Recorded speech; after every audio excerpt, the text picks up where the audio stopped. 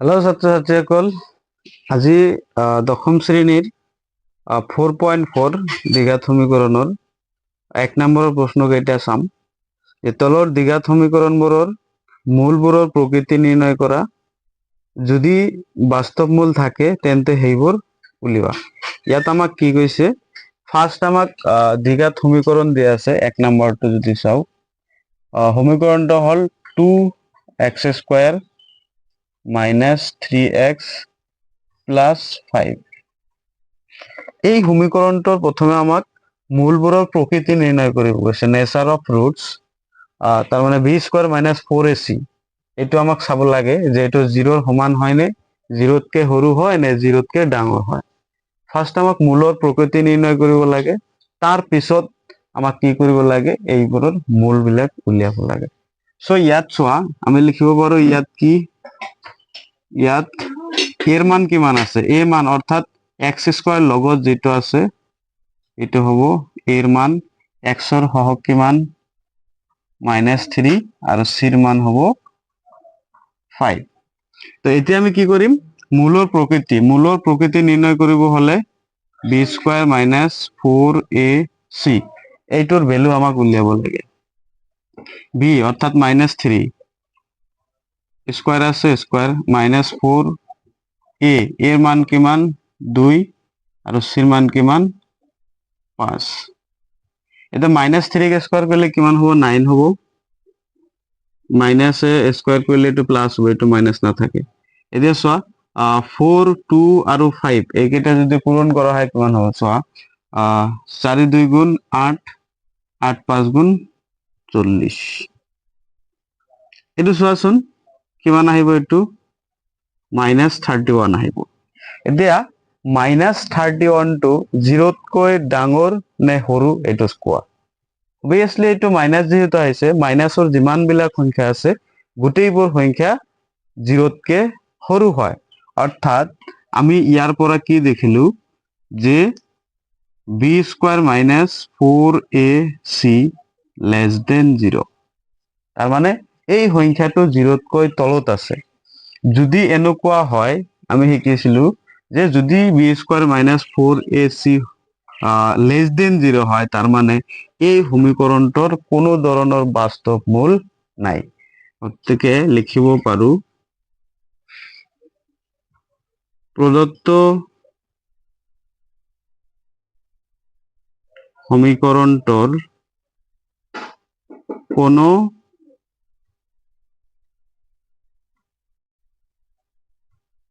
বাস্তৱ মূল নাই। কোনো বাস্তৱ মূল নাই। ইয়াত চোৱা, ইয়াত যদি মূল থাকিলে হয় আমি মূল কেইটা উলিয়াব পাৰিলোহেঁতেন, কিন্তু এইটো আমি দেখিলো যে ইয়াত কোনো বাস্তৱ মূলে নাই। তো মূল আমি কেনেকে উলিয়াম, তাৰ মানে এইটোৰ সলিউশন ইমানখিনিতে সমাপ্ত হ'ব। নেক্সট 2 নম্বৰ চাও। ঠিক একেদৰে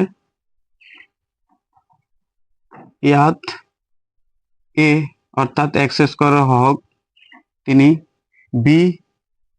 b মানে xৰ হহক, xটো বাদ দি বাকি কেইটা লিখিব লাগে, -4√3 আৰু c 4।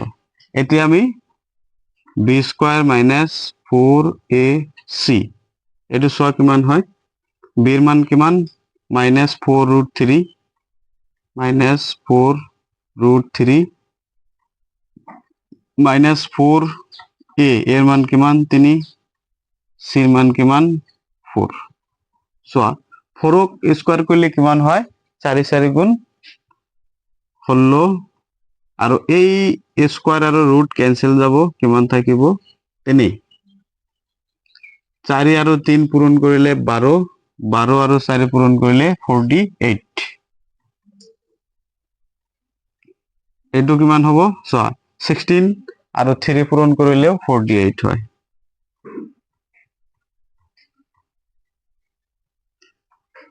তো 48 - 48 কিমান আহিল, 0 আহিল। তাৰ মানে ইয়াৰ পৰা আমি কি ক'ব পাৰো যে যেহেতু b² - 4ac = 0 হৈছে, হৈছে নে? যদি 0 হৈছে, এতেকে আমি ক'ব পাৰো প্ৰদত্ত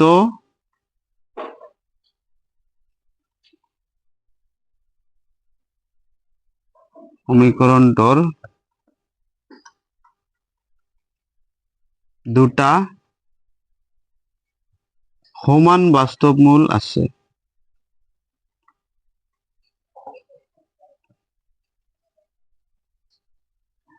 তাৰ মানে বি স্কোয়াৰ মাইনাস 4ac মান যদি 0 হয় তেতিয়াহলে সেই সমীকৰণটোৰ দুটা সমান সমান মূল থাকিব। এতিয়া মূল দুটা আমি উলিয়াও, যদি যদি দুটা সমান থাকে তেতিয়া সেই সমান মূল উলিয়াবলৈ হলে minus b by twice a, এইটো বাহিৰ কৰি যেটো ওলাব সেইটো দুটা কৰি দিলে হল, same to same. Minus b মানে